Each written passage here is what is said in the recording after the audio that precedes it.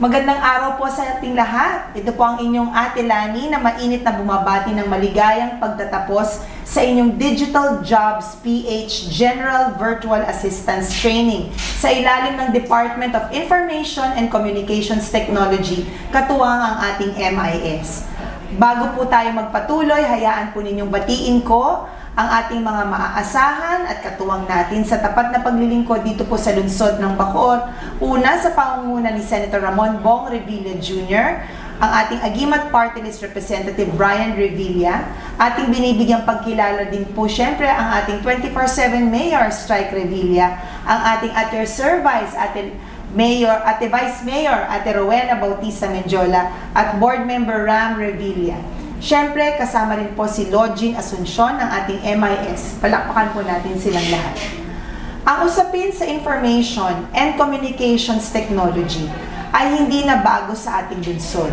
Nung si Ate Lani pa ho ang inyong mayor, ating pinangunahan ang pag-mainstream ng ating boss o yung Business One-Stop Shop. Sa katunayan, taong 2019, ating inilunsad at naging daan ito para sa walang patid na serbisyo publiko sa panahon ng pandemya. Kinilala din tayo ng DICT bilang second place for the G2I Best in Government Internal Operations category. Ito ay dala na rin ng ating walang humpay na pagsasama-sama at tulong-tulong. Hayaan niyo pong ibalik ang ating atensyon sa ating 30 tagumpay na graduates. Nawa ang inyong Digital Jobs PH General Virtual Assistance Training ay maging daan para mas ating mapalawig at mas mailapit pa sa ating mga kababayan ang digital or online services ng ating lungsod. You are now our frontliners and I encourage you all to exert more patience habang nag-a-adjust ang marami ng ating kapwa Bacoreño sa tinatawag na digital format. Be forerunners of education and become advocates of digital governance. Your Ate Lani has long recognized the need to go online and we have made digital headway. Through Sama-Sama Tulong-Tulong, I challenge you all to go further and make our city a beacon of digital governance.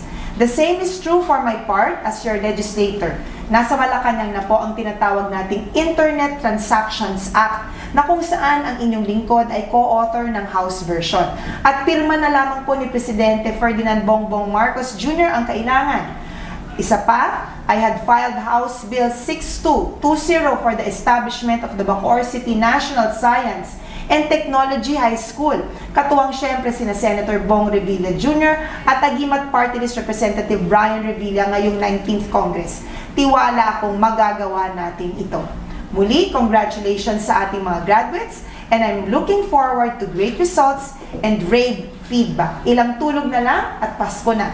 Kaya mula po sa aming tahanan ni Senator Bong Revilla, kasama sina Congressman Brian ng Agimat Party List at BM Ram Revilla Bautista, kaming lahat ay bumabati sa lahat ng isang amazing na Pasko 2023 at manigong bagong taon 2024. Love my Bacoor dahil sa Bacoor at home po tayo lagi dito. May babati pa. Merry Christmas and Happy New Year. Mabuhay po kayo. God bless you all.